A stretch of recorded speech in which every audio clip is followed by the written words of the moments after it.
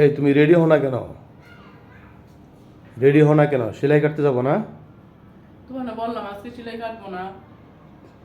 কিসের আজকে সেলাই কাটবো না? এ তোমার ইচ্ছা মতো? আজকে সেলাই কাটবো না মানেটা কি? আমি তো এখনো ব্যথা পাই। ব্যথা পাও তাতে কি হয়েছে? তোমার 10 থেকে 14 দিনের ভিতরে সেলাই কাটার কথা। তো 10তম 11তম 12তম 13তম দিন তো চলে গেছে, আজকে 14 দিন। সেলাই কাটতে হবে না? আমি এখনো ব্যথা পাই, রাতে এই ব্যথায় ঘুমাইতে পারি না। সেলাইটা যে কাটবে, যদি ফাঁকা হয়ে গেল।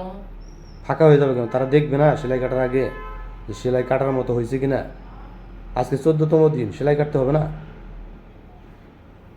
নিয়মের বাইরে গেলে হবে নাকি? আর তোমার কখন দিছি পায়েসটা? এখনও খাইতেছো তুমি? অল্প একটু পায়েস দিছি, এত সময় লাগে নাকি? এক হাত দিয়ে কি খাওয়া যায়? যে দাও আমি খাওয়াই দিই, তাও তো বলো না। তাড়াতাড়ি খাও, 12টা 12:30 বেজে গেছে। সেলাই কাটার পরে এসে গোসল আসল করবা, ফ্রেশ হবা।